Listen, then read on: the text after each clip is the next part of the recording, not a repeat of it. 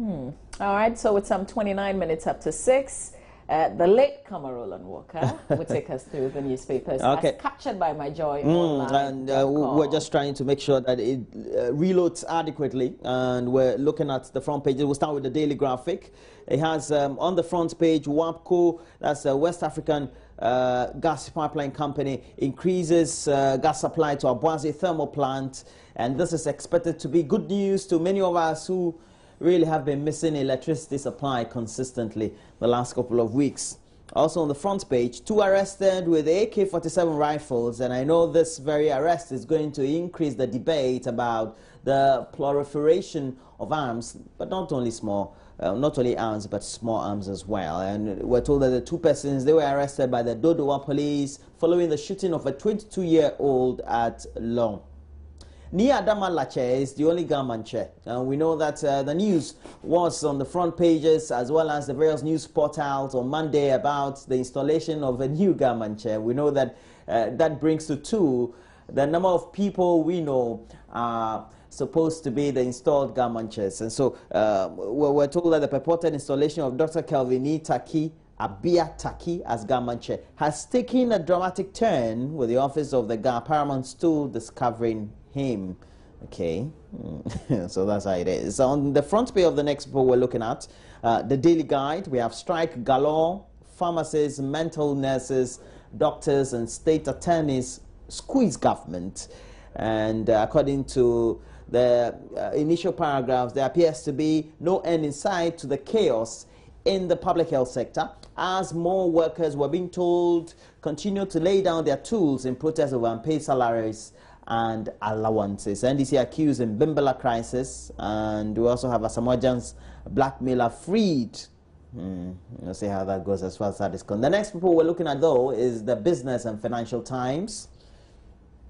And it has on the front page, actually the last poll we're looking at, massive redundancy claims, hangover DICs, and we also have, well, the Maritime and Dock Workers Union of the TUC demanding a redundancy package for the over 550 workers who likely will be forced out of work when the 5 destination inspection companies in the country go out of business by the close of this month.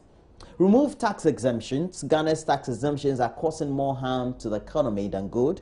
As the group chief executive of Ideal Finance Holdings, Dr. Ni Kute Jani, is quoted as saying. And so those are the papers we have, or the stories we have as captured on the front and back pages of the various newspapers this morning. All right, and I will take you back to myjoyonline.com for a story that's been captured here. We can negotiate under duress. Government appeals to doctors to return to work.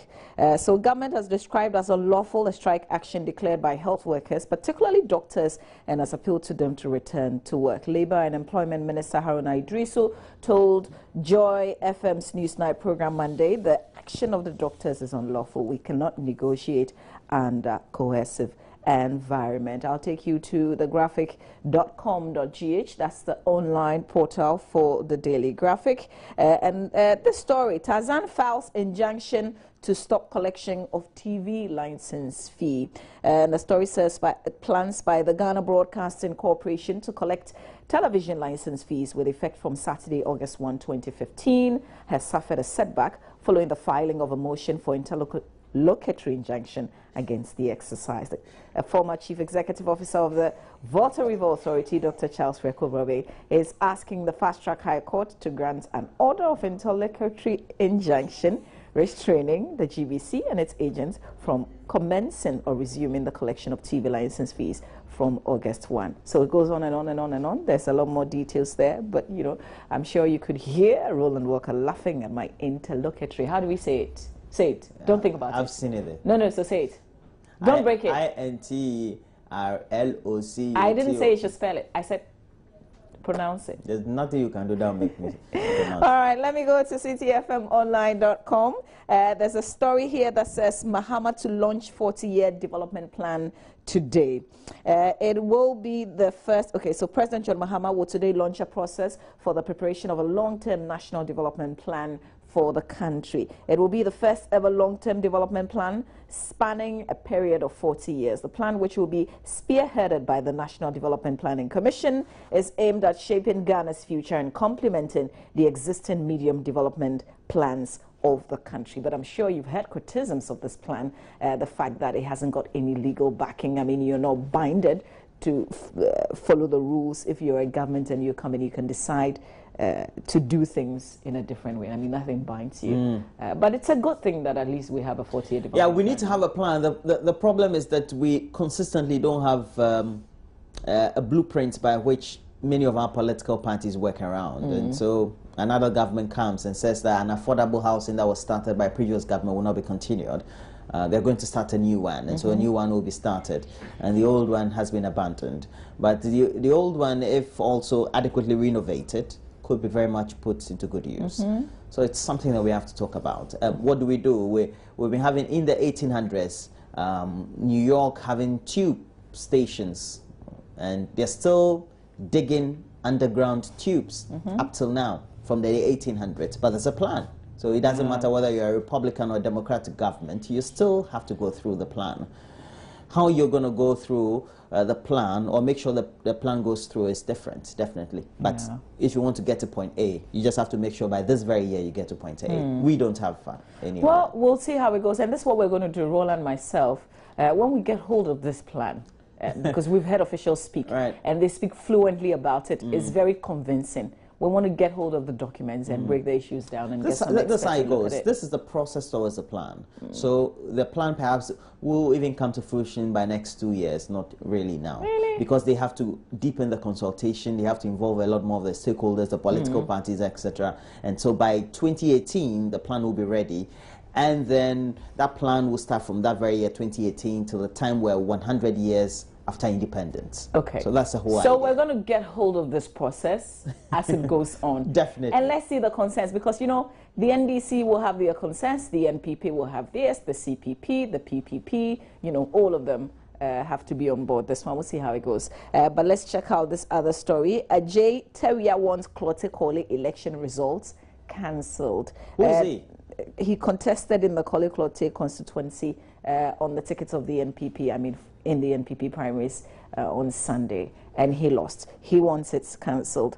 So one of the defeated NPP parliamentary aspirants in the Klote constituency, Ni Ajay Teria, has announced his intentions to get the party's leadership to rerun the election, which saw Ni Noi Noti emerged winner. I'm sure if you go on and on and on and read the story, you will get to know the number that he got, that, you know, now he wants it cancelled. We've also heard the argument that it was rushed. You know, this is the same constituency where Philip Addison also stood, and he's also been going on and on and on and on. He's also got his own concerns. But hey, that's it. I mean, lots of things happening within the NPP. It doesn't look like it's going to stop now. Philip Addison, he's a very nice gentleman, yeah. A very good lawyer. Very famous because of the election petition. Don't we all know that? Yeah, but he lost. Yeah, he did. Yeah. It's only about names, is it? I mean, he's lost twice, hasn't he? So seriously. No, we have also behind you some stories from the BBC. Yeah, exactly. I wanted to pull up some African stories for you, and I'm picking this from the BBC. We heard early this morning that gunmen have wounded a key Burundi activist, and you can see him on your screens now. Prominent Burundi human rights activist Pierre Claver Mbonimba is shot and seriously injured by gunmen on motorbikes. His family says.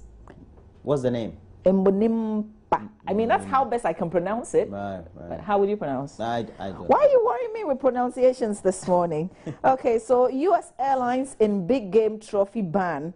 And this is all because of a lion that was killed in Zimbabwe. Don't know how much of it you've been following. I'm very much fascinated about what's happening about animal rights and things like that. Do they raise the same concerns when blacks are killed in sales and in shootouts with police or in confrontation with the police, etc.? Well, there's a lion named Cecil who is making huge headlines, and you won't believe it. People devote their airtime to talk about the lion Cecil who was killed. It's a huge issue. Now we're told that Delta and American Airlines have banned the shipment of big game trophies on their flights following the outcry over the killing of Cecil the lion in Zimbabwe.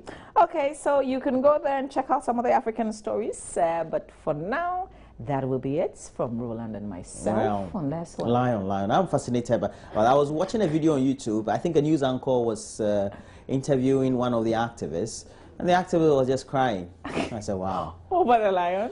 Bro, they can get emotional. I read a story yesterday. I think it was on CNN. Yeah. About Cecil's cousin. You see. And that the one was lion's cousin. That was also another story, man.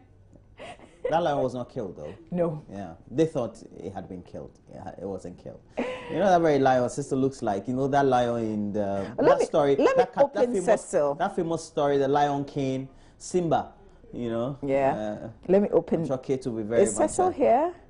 Oh, no, Cecil is not here. There. Okay. Cecil is here, but it's very small. I thought I would get a bigger picture of Cecil so that you can see.